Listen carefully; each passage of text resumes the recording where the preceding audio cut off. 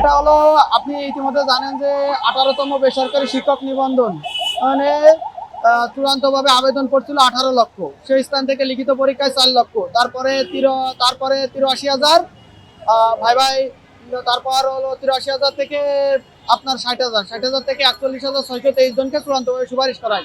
বাকি থাকে 16,213 জনকে। তারা প্রিলিমিনারি, রিটেন এবং ভাইভা পাস করার পরেও পর্যাপ্ত শূন্য পদ রয়েছে, যেহেতু 2025 সাল, 2026 সাল এবং 2027 সাল শূন্য পদ থাকা সত্ত্বেও আমাদেরকে নিয়োগ প্রদান করা হয়নি, আমাদেরকে সুপারিশ করা হয়নি। তাই শিক্ষা মন্ত্রণালয় এবং এনটিআরসির নিকট আমাদের বিনীত অনুরোধ থাকবে যে সকল প্রাতিষ্ঠানিক বাধা অতিক্রম করে 16,213 জনকে 2022 সালের ন্যায় বিশেষ গণবিজ্ঞপ্তির আওতায় আনতে হবে এবং জাতির যে শিক্ষক সংকট রয়েছে এই বিশেষ গণবিজ্ঞপ্তির এনে তাদেরকে সুপারিশ করে তাদেরকে জাতি গঠনে সহায়তা প্রদান করার জন্য বিনীত অনুরোধ জানাচ্ছি।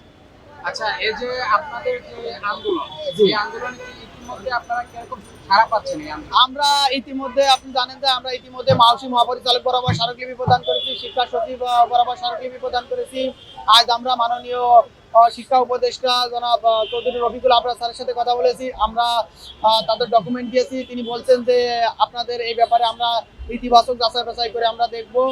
শিক্ষা সচিব যিনি রেহেনা পারভিন ম্যাম, উনি বলছেন যে আপনাদের ব্যাপারটা আমরা মিটিংয়ে তুলব, আপনাদের ক্ষেত্রে সর্বোচ্চ সহযোগিতা করব এবং আমরা আগামীকাল এনটিআরসি চেয়ারম্যান স্যারের সাথে কথা বলার চেষ্টা করব এবং এনটিআরসি চেয়ারম্যান রমনা ঢাকার সামনে আমাদের একটি শান্তিপূর্ণ অবস্থান কর্মসূচি তবে আগামীকাল, যেন 2022 সালের ন্যায় 16,213 জনকে বিশেষ গণবিজ্ঞপ্তির আওতায় আনা হয়।